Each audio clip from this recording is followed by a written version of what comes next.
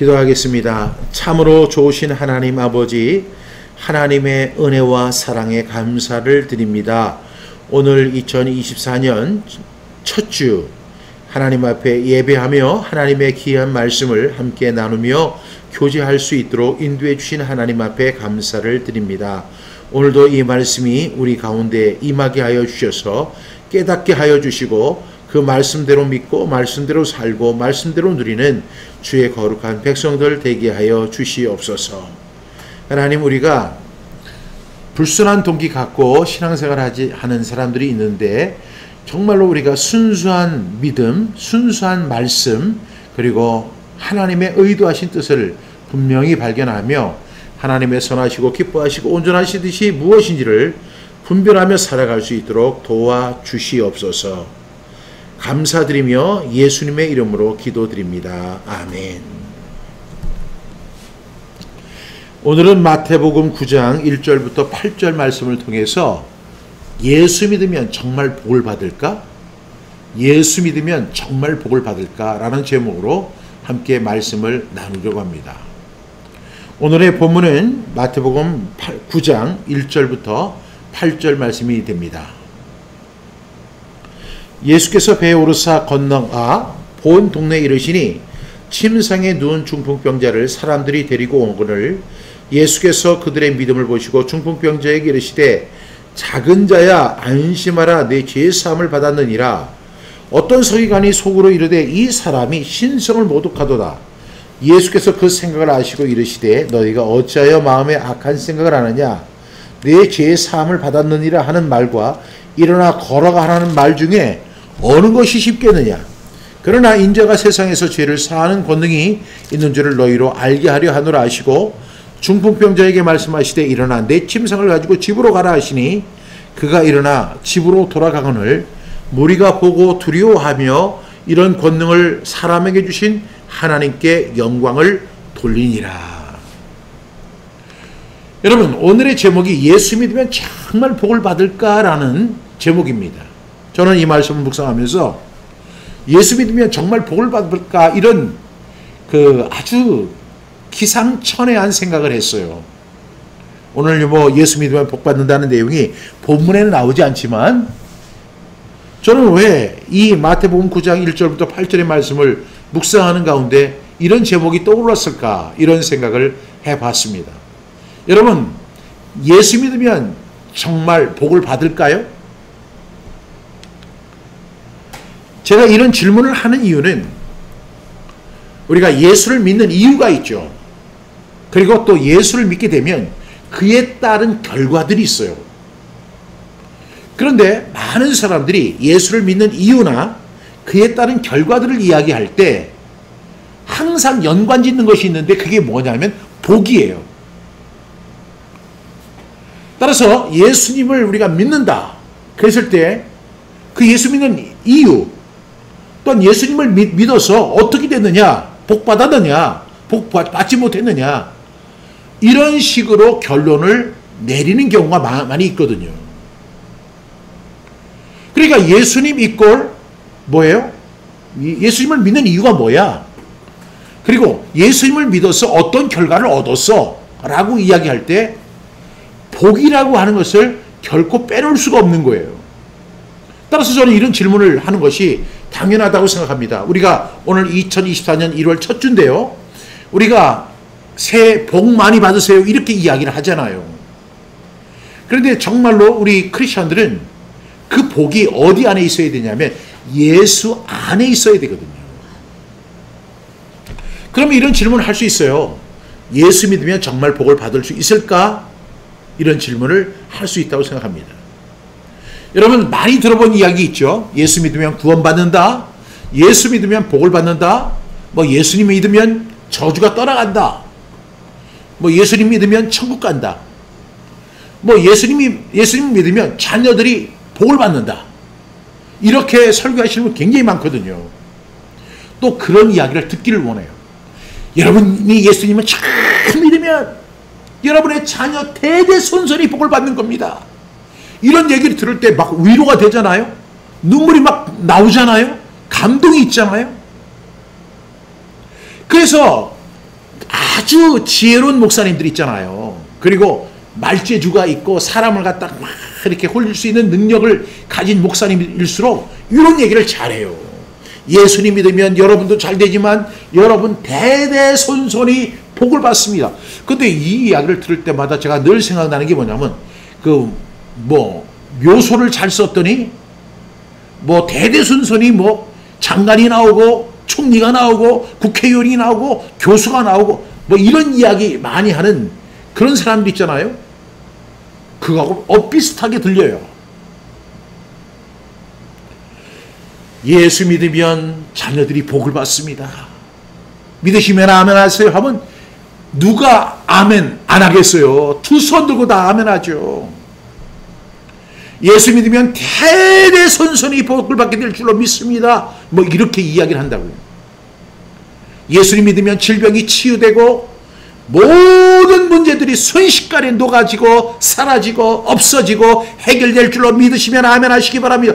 이런 얘기하면 사람들이 막 감동받고 막 몸에 막 소름이 막 끼치는 거죠.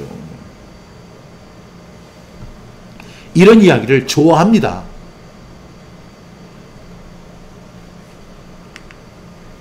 그런데 한번 우리가 생각을 해봐야 돼요. 정말 예수님 믿으면 구원받고 예수님 믿으면 천국 가고 예수님 믿으면 복을 받는다는 게 이게 사실일까? 사실인지 아닌지는요, 목사님의 이야기, 목사님의 설교도 중요하지만, 그리고 신앙을 공부하고 성경에 대해서 탁월한 지식을 갖고 있고, 그리고 하여튼간 목회 경험이 많은 목사님들의 어떤 조언도 필요하지만 더 중요한 것은 성경이에요.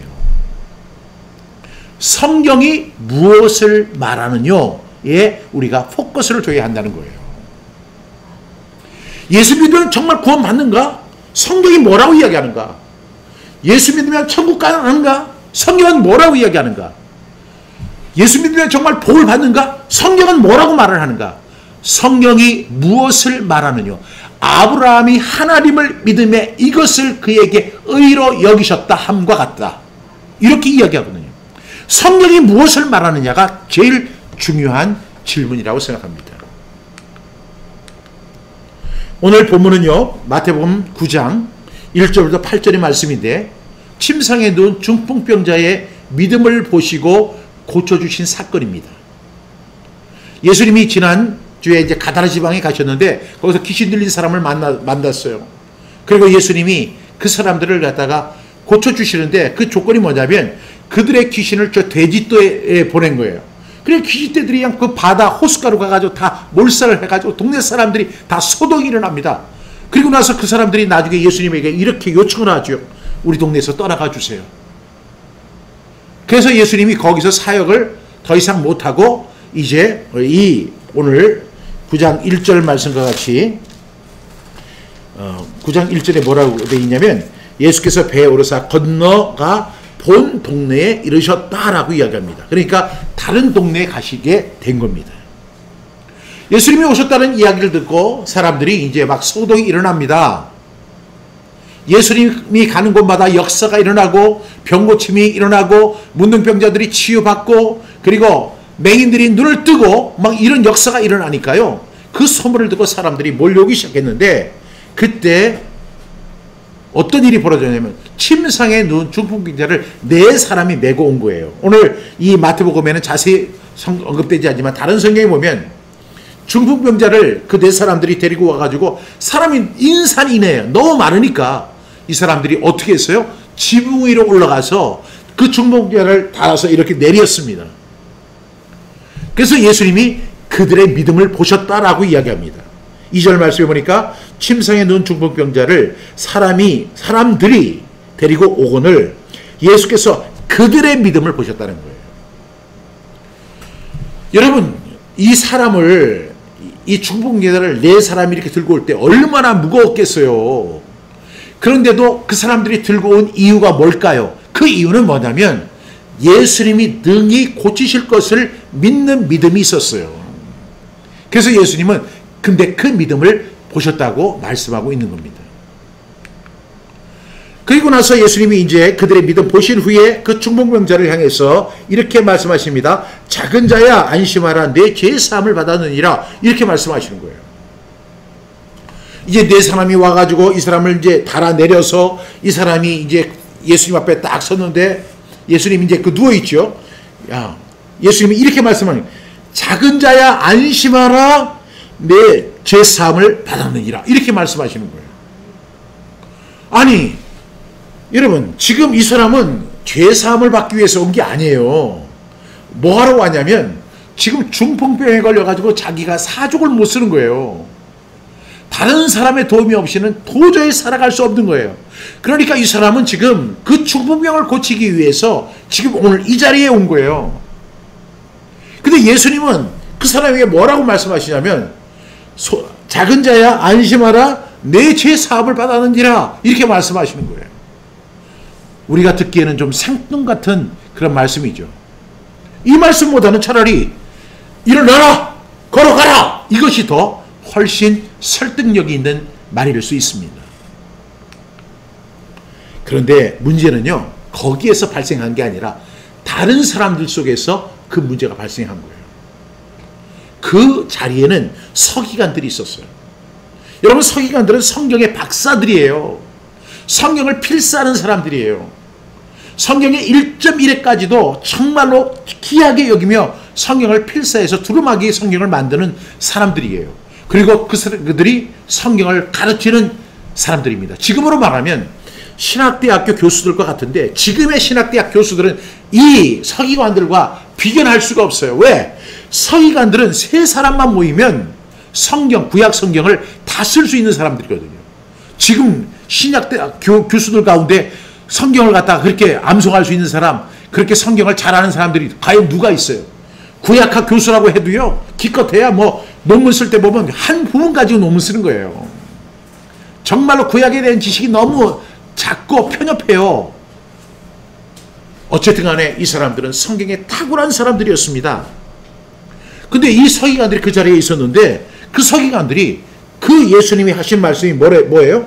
작은 자여 안심하라 내 죄 사함을 받았느니라. 이 이야기를 딱 듣는 순간에 이 사람들이 속으로 막 이야기를 하는 거예요. 겉으로는 얘기 못하고 이 사람이 신성을 모독하는구나. 신성 모독죄. 유대인들에게 신성 모독죄는요 무슨 형벌이냐면 돌에 맞아 죽습니다. 그런데 예수님이 내 죄 사함을 받았느니라 이렇게 말씀하시는 거예요. 서기관들이 이 말을 들으니까 야 불경하다. 어떻게 이런 말을 어떻게 사람이 다른 사람의 죄를 사할 수가 있지? 이거는 신성모독이야. 이거는 돌에 맞아도 마땅한 거야 하고 이렇게 생각을 하는 거예요. 근데 예수님은 그 사람들의 생각을 다 들으시잖아요. 예수님이 뭐라고 말씀하시냐? 오늘 이 3절 말씀해 보니까 어떤 서기관들이 속으로 이르되 이 사람이 신성을 모독하도다. 예수께서 그 생각을 아시고 이르시되 너희가 어찌하여 마음에 악한 생각을 하느냐 이렇게 이야기해요. 지금 이 사람들은 예수님을 어떻게든지 잡아올 웅매일 그런 근거를 찾고 있었는데 지금 예수님이 작은 자야 안심하라 내 죄 사함을 받았느니라 이 이야기를 듣고 이 사람 신성모독죄야. 이 사람 신성모독죄로 지금 고소하고 고발하면 잡혀갈 수 있을 거야 하고 지금 악한 생각을 하고 있었던 거예요. 그 악한 의도를 예수님께서는 알고 계셨어요. 그러면서 오늘 예수님이 그 다음에 뭐라고 말씀하십니까? 너희가 어찌하여 마음에 악한 생각을 하느냐. 내 죄 사함을 받았느니라 하는 말과 일어나 걸어가라 하는 말 중에 어느 것이 쉽겠느냐? 어떤 것이 쉬워요? 내 죄 사함을 받았느니라. 일어나 걸어가라. 어떤 것이 더 쉬워요? 당연히 일어나 걸어가라 하는 것이 쉽죠. 아무런 문제가 없어요. 그 이야기를 듣고 누가 항의를 하고 누가 이의를 제기하고 누가 제소하겠어요. 이거는 아무런 문제가 없는 거예요. 문제가 될 만한 사항이 단 1도 없어요. 일어나 걸어가라. 일어나서 내 침상을 가지고 돌아가라. 이 이야기를 하면 얼마나 예수님이 그 자리를 에서 영광을 받으시겠어요. 근데 예수님이 작은 자야 안심하라 네 죄 사함을 받았느니라. 이거는 그 사람들에게 얼마나 큰 충격이겠고, 서기관들, 성경을 잘한다고 하는 서기관들은 이 사람이 신성을 모독하는구나, 요번 기회에 요것을 근거로 해가지고 요 예수라고 하는 요 사람을 잡아서 옥에 가둬야 되겠다, 채찍에 때려야 되겠다, 그리고 공개적인 처형을 해야 되겠다, 돌을 던지게 해야 되겠다, 이렇게 생각하고 있었던 거예요. 그러나 예수님이 이렇게 말씀하시죠. 6절에 그러나 인자가 세상에서 죄를 사하는 권능이 있는 줄을 너희로 알게 하려 하노라 하시고 중풍병에게 말씀하시되 일어나 내 침상을 가지고 집으로 가라 하셨습니다. 그랬더니 그가 일어나 집으로 돌아가거늘 객관적인 사람들, 예수님도 아니고 서기관도 아닌 그 군중들이 있잖아요. 무리가 보고 두려워하며 이런 권능을 사람에게 주신 하나님께 영광을 돌리게 된 거예요. 이것이 오늘 본문의 내용입니다. 여러분, 예수님에게는 놀라운 권세가 있어요. 권능이 있어요. 지난 우리가 8장에서 본 것처럼 예수님은 풍랑을 잔잔하게 하시는 초자연적인 권능이 있어요. 아시죠, 여러분? 귀신을 내쫓으시면서 악령을 통치하는 그 권세가 예수님에게 있어요. 죽은 자를 살리고 산 자를 죽게 하시는 생명 여탈권의 권세도 예수님에게 있어요. 예수님에게는 놀라운 권세들이 있습니다. 우리가 기도할 때마다 우리의 기도를 들어주시며 응답하시는 권세가 예수님께 있어요. 그래서 우리가 어떻게 기도하죠? 예수님의 이름으로 기도합니다라고 이야기하는 거예요. 그보다 더 큰 능력은 뭐예요? 말씀으로 천지를 창조하시는 그 능력이 우리 주님에게 있어요. 이외에도 성경을 보면 정말로 예수님에게는 수많은 능력과 권능과 권세가 있다는 사실을 발견해 알 수가 있습니다. 그런데요, 여러분, 그 중에서 가장 강력한 권세가 뭔지 아세요? 그것은 뭐냐면 죄를 사하는 권능이에요. 예수님의 수많은 능력, 그 권세, 그 권능이 있지만 그 권능 중에 가장 위대한 능력, 그리고 가장 강력한 능력은요, 죄를 사하는 권능이에요. 예수님에게는 죄를 사하는 권능이 있었다는 사실이에요.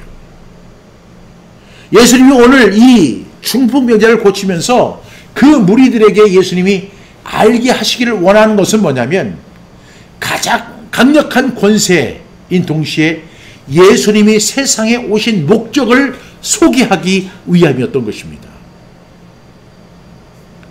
여러분, 예수님이 이 세상에 왜 오셨을까요? 예수님이 이 세상에 오신 목적은 우리가 지금 마태복음 우리가 이제 강해를 쭉 하고 있는데 1장 21절에 분명하게 나타나고 있죠. 함께 읽겠습니다. 아들을 낳으리니 이 이름을 예수라 하라. 이는 그가 자기 백성을 그들의 죄에서 구원할 자이심이라 하니라. 아들을 낳을 것인데 그 이름을 예수라 하라. 예수란 말 자체가 구원자예요. 그런데 무엇을 구원하느냐? 자기 백성을 구원하는 게 아니라 자기 백성을 그들의 죄에서 구원하시기 위해서 오신 거예요. 여러분, 여기에서 큰 차이가 있는 거예요. 많은 사람들이 예수님을 어떻게 이해를 하느냐면 자기 백성을 구원할 자로 오기를 원하는 거예요. 그러나 이 마태는 정확하게 기록했어요. 이는 그가 자기 백성을 그들의 죄에서 구원할 자로 오실 거예요. 여러분, 이거 큰 차이가 있는 거예요. 자기 백성을 구하기 위해서 오셨느냐, 아닌 자기 백성들이 그들의 죄에서 구원하시기 위해서 오셨느냐, 이거는 엄청나게 큰 차이예요. 많은 사람들이 신앙생활을 하는데 이 예수님을 어떻게 믿느냐면 자기 백성을 구원해 주실 분으로 알아요. 메시아로 이해를 하는 거죠. 그러나 마태는 정확하게 이야기했죠. 자기 백성을 구원하는 게 아니라 자기 백성을 그들의 죄에서 구원할 자로 오시게 했다는 사실을 꼭 우리는 기억해야 할 줄로 믿습니다. 당시 유대인들은요, 메시아의 탄생을 고대했어요. 메시아가 오시리, 메시아는 곧 오시리. 그들은 노래를 이렇게 불렀어요. 메시아가 오시리, 곧 오시리, 곧 오시리. 메시아는 오시리, 오시리, 곧 오시리. 그들이 기대했던 메시아는 과연 어떤 메시아였을까요? 당시 그들은 로마의 식민지 속에 살아가고 있었기 때문에 그들을 탁 때려잡고 정말로 그들을 로마의 식민지에서 구원해줄 메시아, 정치적 메시아로 이해를 했어요.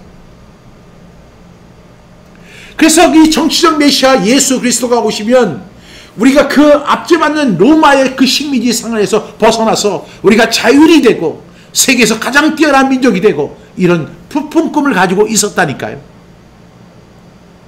자기 백성을 구원할 자로 이해를 한 거예요.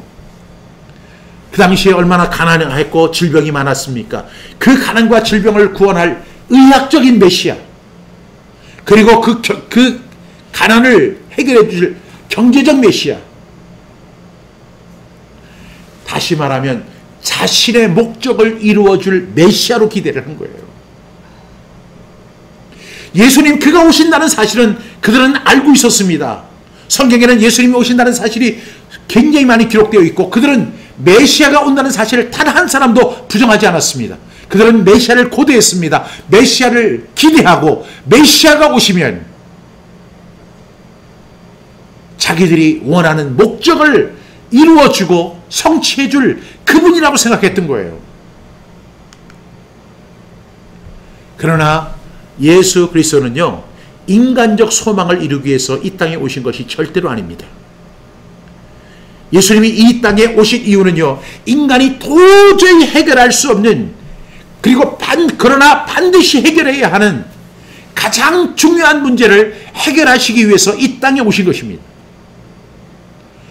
그 중에 가장 대표적인 것이 뭐냐면 하나님과 원수되어 있거든요. 우리가 하나님과 원수되어 있는데 이 하나님과 원수된 것에 하목제로 예수님이 이 세상에 오신 거예요. 왜 우리가 하나님과 원수가 됐습니까? 죄가 하나님과 우리 사이를 가로막아서 하나님과 우리가 원수되어 있어요. 우리의 기도가 응답되지 않는 거예요. 우리의 소원이 하나님 앞에 드려지지 않는 거예요. 그러니까 이 하나님과 원수된 것을 해결하시기 위해서 하나님의 독생자 예수 그리스도가 하나님과 우리 사이를 막고 있는 그 죄의 문제, 그 죄의 문제를 해결하시기 위해서 이 땅에 오신 것입니다. 그래서 예수님이 오시기 전 600년 전에 활동했던 이사야 선지자는요, 예수님의 탄생, 메시아의 목적을 분명하게 이렇게 설명을 했어요. 만약에 그들이 이 말씀을 듣고 온전히 제대로 묵상을 했다면 그들은 이해했을 거예요. 이사야 53장 5절부터 6절 같이 읽겠습니다. 그가 찔림은 우리의 허물 때문이요 그가 상함은 우리의 죄악 때문이라. 그가 징계를 받음으로 우리는 평화를 누리고 그가 채찍에 맞음으로 우리는 나음을 받았도다. 우리는 다 양 같아서 그릇 행하여 각기 제 길로 갔거늘 여호와께서는 우리 모두의 죄악을 그에게 담당시키셨도다. 여러분, 예수님이 이 땅에 오신 목적은 하나예요. 그가 찔림은 우리의 허물과 죄 때문이고 그가 상함은 우리의 죄악 때문입니다. 예수님이 이 땅에 오신 것은 그 유대인들이 그 학대하는, 그 고대하던 정치적 메시아, 경제적 메시아, 문제를 해결하는 문제 해결의 메시아가 아니라 우리의 허물과 죄로 죽었던 우리를 살리기 위해서 이 땅에 오신, 죄 때문에 죄의 문제를 해결하기 위해 이 땅에 오신 예수 그리스도를 성경은 이야기하고 있었던 것입니다. 6절에 우리는 다 양 같아서 그릇 행하여 각기 제 길로 갔다는 거죠. 그래서 아들을 낳으니 이름을 예수라 하라. 이는 그가 자기 백성을 그들의 죄에서, 우리는 각각의 죄를 지고 있는 거예요. 근데 우리 모두의 죄악을 우리는 다 양 같아서 그릇 행하여 각기 제 길로 가면서 각기 그 속에서 죄를 범하고 있었는데 우리 모두의 죄악을 담당하기 위해서 그분이 오셨다는 그 사실을 지금 분명히 우리는 알아야 돼요. 그러나 그들은 예수님이 그런 목적을 분명히 갖고 이 세상에 오셨음에도 불구하고 그들은 자기의 소망만을 이야기하는 거예요. 로마의 압제에서 우리를 구원해 주실 메시아, 지금 이 경제적 어려움에서 우리를 구원해 줄 메시아, 우리의 배고픔의 문제를 해결해 주실 메시아, 우리의 문제들, 산적 같은 문제, 이런 산적한 문제들을 해결해 주실 문제 해결의 메시아, 이렇게 바라봤던 거예요. 이거는 예수님을 정말 잘못 이해한 것입니다. 여러분, 예수님의 제자였던 사도 요한은요, 예수님이 이 세상에 오신 목적을 두 가지로 설명했어요. 첫 번째가 뭐냐면 요한복음 12장 24, 47절에서 사람이 내 말을 듣고 지키지 아니할지라도 내가 그를 심판하지 아니하노라. 내가 온 것은 세상을 심판하려 함이 아니요 세상을 구원하려 함이로다.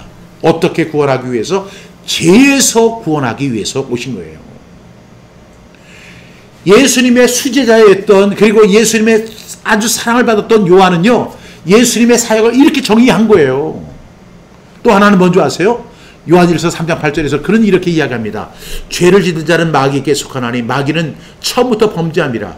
하나님의 아들이 나타나신 것은 마귀의 일을 멸하려 하심이라. 그러니까 이 두 가지 사실을 이야기한 거예요. 첫 번째는 우리를 구원하시기 위해서, 두 번째는 마귀를 멸하기 위해서 이 세상에 오셨다고 이 사도 요한은요, 예수님의 오신 목적을 두 가지로 정의했어요.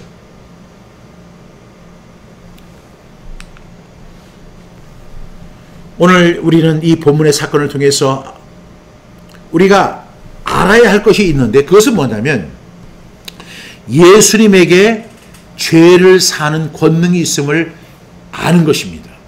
오늘 6절에도 그러나 인자가 세상에서 죄를 사는 권능이 있는 줄을 너희로 알게 하려 함이라고 예수님께서 분명히 말씀하셨어요. 예수님이 일어나 걸어가라 이렇게 이야기하면 아무 문제가 일어나지 않아요. 그런데 예수님이 의도적으로 작은 자야 안심하라 내 죄 사함을 받았느니라 이렇게 말씀하신 것은 예수님에게 죄를 사할 수 있는 권능이 있다는 사실을 그 사람들에게 소개하기 위해서 말씀하신 거예요. 지금 수많은 사람들이 자기의 목적을 갖고 예수님 앞에 와요. 중풍병자들은 이 중풍병 고쳐주세요. 맹인들은 저 눈을 뜨게 해주세요. 어떤 사람은 혈루증을 앓는 사람들은 제가 피가 계속 흘러요. 그 피가 멈춰지게 해주세요. 각각 자기의 소원들과 자기의 계획을 갖고 주님 앞에 나옵니다. 그것이 잘못된 건 아니에요. 그러나 우리가 반드시 기억해야 할 사실은 예수님이 이 땅에 오신 진정한 목적이 무엇인가를 아는 것입니다. 예수님은요, 그 사건을 통해서 중풍병자를 고쳐주시는 것은 물론이지만 그 사건을 통해서 예수님에게 죄를 사하는 권능이 있다는 사실을 알게 하시기 위해서 예수님 그렇게 말씀하신 것입니다. 예수님은요, 우리를 죄에서 구원하시기 위해서 이 세상에 오셨고 우리의 죄를 대속하기 위해서 십자가를 지셨고 우리를 의롭게 하시기 위해서 다시 살아나셨습니다. 그런데 예수님을 믿는다고 하는 사람들이 이 당시의 유대인들처럼 예수님을 믿는다 이렇게 고백을 하면서도 자기 속셈이 따로 있다는 사실을 보게 되는 거예요. 저는 이게 가장 안타까워요. 우리가 종교적인 심리를 갖고 있는 것은 다 이해하지만 그래도 적어도 2024년 우리가 한 해를 시작하면서 예수님을 제대로 믿어야 되지 않겠습니까? 예수님이 오신 분명한 목적을 우리가 분명히 알고 우리가 그 목적 안에 거하는 사람이 되어야 되지 않겠습니까? 예수님을 믿는다고 하면서 자기 속셈이 따로 있다고 하는 것은 이건 참으로 불행한 일입니다. 예수님 왜 믿으세요? 이렇게 물어보면 사업의 번창을 위해서, 그리고 예수님 믿으면 자신의 안정과 행복을 위해서, 그리고 가족들이 안녕하고 잘 있기 위해서. 근데요, 정말 많은 사람들이 제가 하는 기도하는 내용을 들어보면 그 새벽 기도에 나와서 가장 많이 하는 기도 중에 보면 자식들을 위한 기도가 제일 많아요. 그건 본능적이에요. 그거 기도하다 보면 자식을 위해서 기도가 그냥 나올 수밖에 없어요. 그걸 제가 부정하는, 저는 부성애가 없는 그런 사람 아니에요. 저도 부성애 있고, 저는 여자가 아니니까 모성애는 없지만 부성애는 있어요. 여러분 가운데 모성애를 가진 분도 있고 부성애를 가진 분도 있는데 자식을 사랑하고 자식이 잘 되기를 위해서 기도하는 건 당연한 거예요. 그런데 여러분, 어떤 목사님이 그런 이야기를 하더라고요. 이 1년 365일 우리가 이렇게 신앙생활을 하면서 가장 뜨겁게 기도할 때가 언제냐? 가장 소수의 사람이 모이긴 하는데 가장 소수의 사람들이 가장 뜨겁게 기도하는 때가 이제 그 수능을 앞두고 그 부모들이 나와서 수능 기도회 할 때 그 부모들이요 그렇게 열심히 기도한대요. 우리 아들 수능 잘 보게 해주세요. 이거를 갖다가 기도하기 위해서 그렇게 열심히 기도한다는 거예요. 모든 사람이 다 수능을 앞둔 자녀들의 부모는 아니니까 그 사람들은 나오지 않아요. 그 외의 사람들은. 근데 올해 우리 아이가 이제 수능을 보는 거예요. 그러면 그 부모들이 내가 할 수 있는 게 뭐야? 내 자식을 위해서 할 수 있는 게 뭐야? 그것은 결국 내가 자식을 위해서 기도하는 거야. 이것은 굉장히 성경적이라고 생각하고 교회에 가가지고 기도하는데 또 마침 교회에서는 이러한 것을 잘 활용해가지고 수능 기도회, 자녀들을 위한 수능 기도회 그걸 여는데 그 기도회를 인도해 보니까 기도를 할 때 그냥 예수님이 겟세마네 동산에서 기도하는 것처럼 기도하더라는 거예요. 전부 다. 누구를 위해서? 자기 자식을 위해서, 자기 자식들의 수능을 위해서 그렇게 기도하더라는 거예요. 그냥 온몸이 그냥 땀이 줄줄 흐르는 것처럼 피를 흘리는 것처럼 그렇게 열심히 기도하더라는 거예요. 왜? 우리 아들 수능 잘 보게 해달라고. 그 수능 잘 보면 어떻게 돼요? 좋은 데 가는 거고, 좋은 데 가면 어떻게 돼요? 좋은 직장에 가는 거고, 좋은 직장에 가면 어떻게 돼요? 좋은 수입을 얻게 되고 안정된 삶을 살아가는, 이거 위해서 목숨 거는 거예요. 그런데 여러분 참 아이러니한 거는요, 자신이 하나님을 믿는 사람이잖아요. 근데 하나님을 믿는 사람이 자기 자식의 그 죄의 문제, 구원의 문제, 신앙의 문제에 대해서는 그렇게까지 목숨 걸고 기도하지 않아요. 그렇게 겟세마네 기도하는 것처럼 기도하지 않는다니까요. 그러다 보니까 어떤 문제가 되느냐, 그 1번 기도는 잘 응답이 돼가지고 그 아이가 좋은 대학 가고 좋은 직장에 가고 그랬는데 예수 안 믿어. 이게 뭐예요? 이건 완전히 예수님을 가지고 사기친 거죠. 여기서 사고가 터지는 거예요. 여러분 어떤 일을 우리가 할 때 이 목적이 불순하잖아요. 중간에 사고가 터지게 돼 있어요.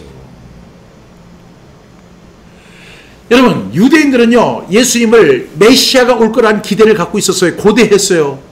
그가 오면 정치적 메시아가 될 것이고 그 다음에 경제적 메시아가 될 거고 문화적 메시아가 될 것이고 그리고 그분은 우리의 삶의 모든 궁극적인 문제를 해결해 주실 그 해결사적인 메시아가 올 것이라고 그들은 생각했거든요. 그랬는데 예수님이 그런 일을 전혀 안 하는 거예요. 와가지고 죄에 대해서 이야기하고 천국 나라에 대해서 이야기하고 뭐 이러니까 이 사람들이 나중에 예수님을 호산나 호산나 다윗의 왕이여 이렇게 하던 사람들이 불과 변심해가지고 며칠 만에 십자가에 못 박으소서 십자가에 못 박으소서 해서 예수님을 십자가에 못 박게 했던 사람으로 전락하게 되는 것입니다. 여러분 그렇기 때문에 우리가 계속 이어지는 내용을 보게 되면 죄인을 구원하시기 위해서 죄인들과 접촉하는 예수님을 향해서도 비난하잖아요. 11절 한번 볼까요? 오늘 본문 말씀은 아니지만 11절 바리새인들이 보고 그의 제자들에게 이르되 어쩌여 너희 선생들은 세리와 죄인들과 함께 잡수시느냐. 뭐 이런 거 금식 가지고 막 이야기를 하고 그게 예수님이 하도 답답하니까 13절에 이렇게 말씀을 하세요.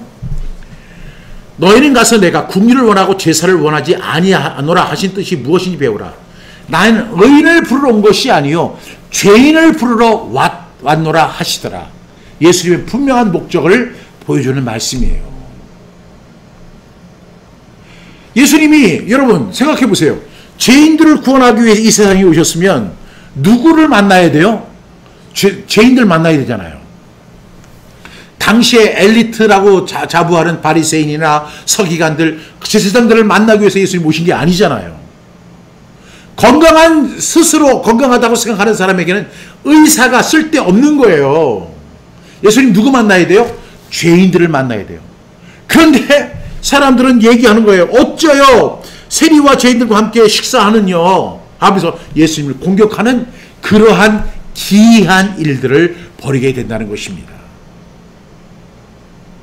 여러분 그들은요 그러한 인식이 없었기 때문에 자기의 목적을 채워줄 메시아를 기다렸기 때문에 여러분, 진정한 우리의 근본적인 문제를 해결해 주실 예수 그리스도가 이 땅에 오셨을 때 그를 배척하고 십자가에 못 박는 엄청난 과오를 저지르게 된 것입니다.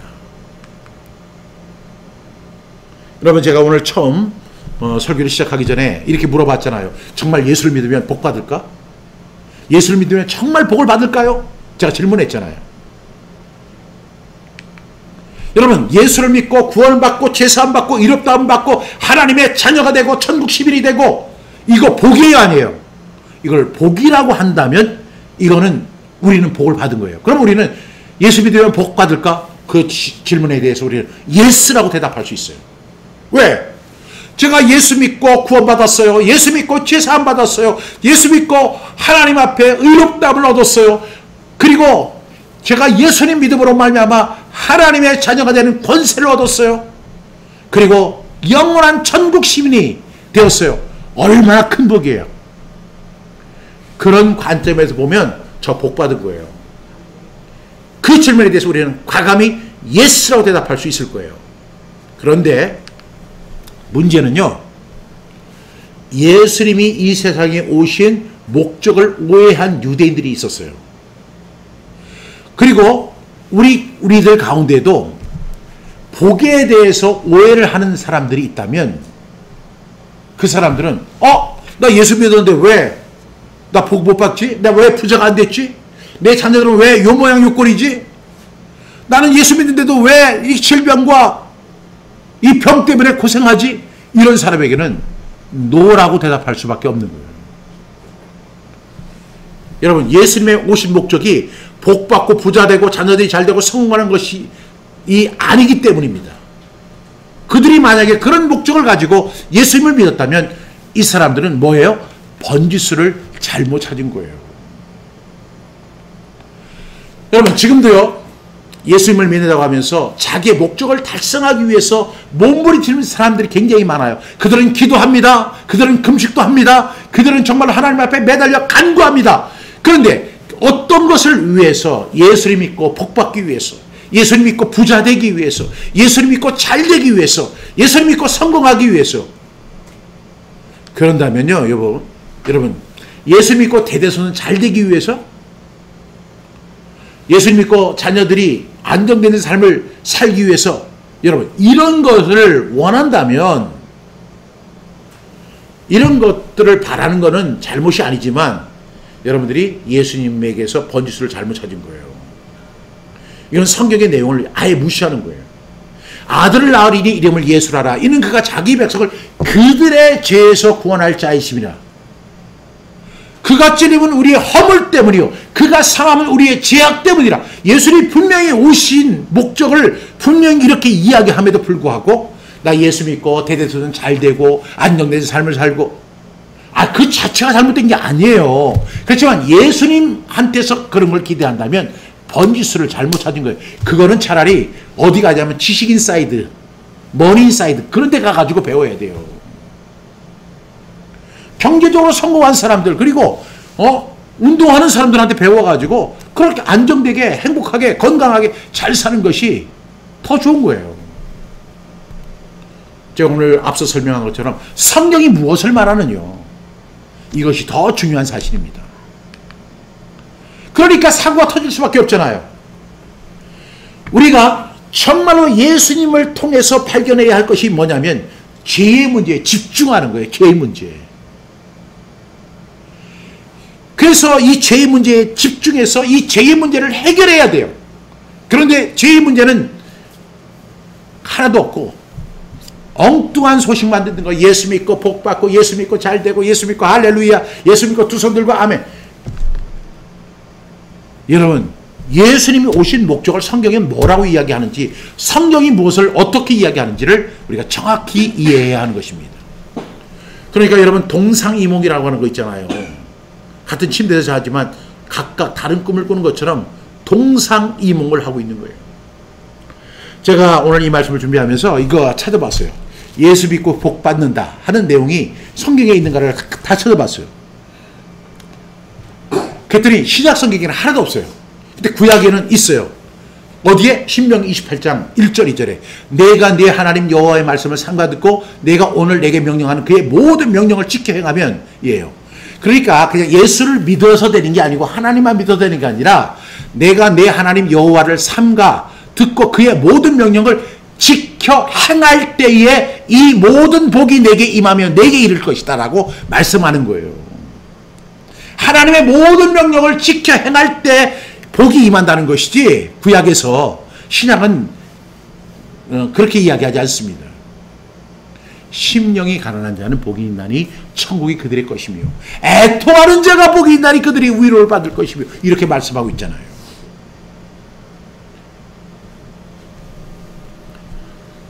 지금도 메시아를 오해한 사람들이 계속되는 내용이에요. 여전히 자기 생각에 사로잡혀가지고 예수님이 진정으로 성경에 오신 그 진정한 뜻을 이해하려고 하질 않습니다. 그러니까 잘못된 인식을 갖고 있으니까 잘못된 목적, 그릇된 사고방식을 갖고 있다 보니까 예수님이 세리와 죄인들과 함께 식사를 하시는 것을 이해할 수 없는 거예요. 요한의 제자들도 와서 야 유대인들도 지금 우리의 요한의 제자들도 금식하는데 왜 예수님의 제자들은 금식하지 않습니까? 아 금식은 자기가 하는 거지 왜 다른 사람한테 뭐라 그래요? 나 금식하니까 너도 금식해라 이 얘기 아니에요. 이것처럼 사이비 신앙이 어디 있어요? 그렇게 비판하잖아요. 그렇게 비난하잖아요. 왜? 아니 금식은 자기가 하면 되는 거지 왜 당신의 제자들은 금식하지 않습니까? 이게 말이 되는 이게 말이에요. 말이 아니죠. 그런데 이런 것들이 나중에 뭐가 돼요? 불씨가 돼가지고 예수님을 공개 처형하라고 하는 어리석음을 범하게 되는 것입니다. 여러분 지금 한국교회 방향은 죄에서 구원받는 일에 집중하는 것이죠. 한국교회가 제가 오늘 한국교회를 위해서 기도할 때마다 하나님 한국교회가 빛과 소금의 역할을 감당해야 되는데 그 빛과 소금의 역할을 감당하는 건 뭐냐면 죄에게 집중하는 거예요. 그리고 죄에서 구원받게 하는 거예요. 교회는 이거밖에 하는 것이 없어요. 교회는 윤리기관이 아니에요. 당연히 정치 입당이 아니에요.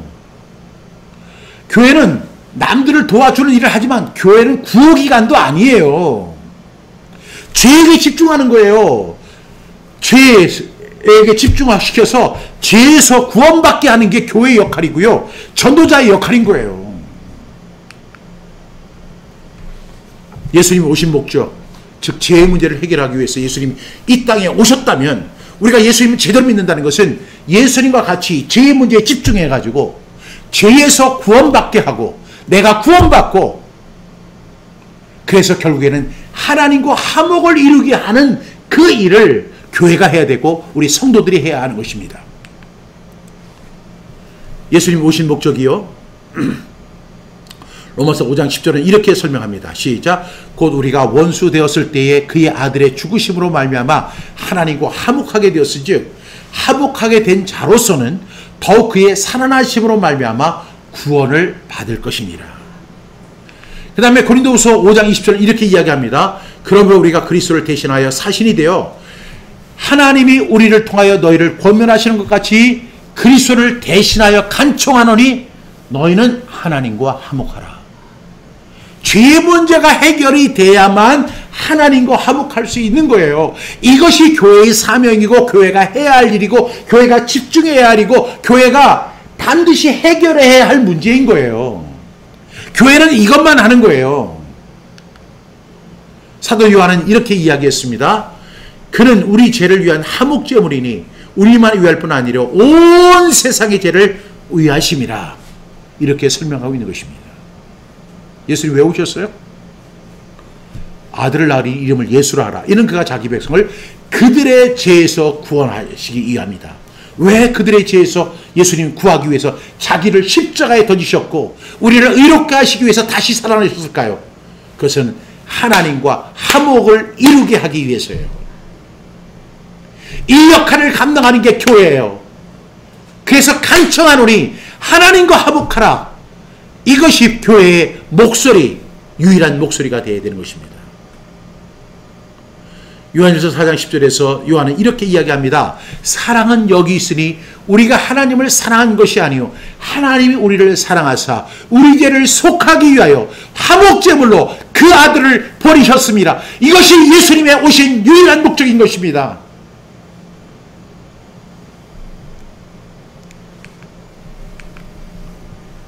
여러분, 정말 예수님 믿으면 복 받습니까? 이 질문에 대한 정확한 대답은 어떻게 해야 가능하냐면, 예수님을 믿으면 복을 받느냐 하는 질문은 예수님이 이 세상에 오신 목적과 부합할 때 동일한 대답이 되어야 되는 거예요. 이러한 고백을 다 드릴 수 있는 우리 믿음의, 그리고 죄의 문제를 온전히 집중해서 해결하고 구원받아서 예수님이 오신 목적을 이루어 나가는 저와 여러분이 될 때 우리는 정말로 성경이 원하는 구원의 은혜를 누릴 수 있게 될 줄로 믿습니다. 기도하시겠습니다. 하나님 아버지, 오늘 우리에게 귀한 말씀, 예수님께서 작은 자야 안심하라, 내 죄 사함을 받았느니라. 죄를 사하는 권능이 우리 주님께 있습니다. 그리고 이 죄의 문제를 해결하시기 위해서 예수님 이 세상에 오셨습니다. 그리고 이 죄의 문제를 해결해야만 우리와 하나님과 화목할 수 있다는 사실을 알게 해주셨습니다. 주님, 이 일에 집중하는 우리 모두가 되게 하여 주시옵소서. 이 교회가 우리의 신앙이 엉뚱한 것을 추구하고 엉뚱한 목적에 이끌려가는 잘못된 신앙에 빠지지 않게 해주시고, 성경이 무엇을 말하느냐 이것에 집중할 수 있는 우리 모두가 되게 하여 주옵소서. 예수님의 이름으로 기도드립니다. 아멘.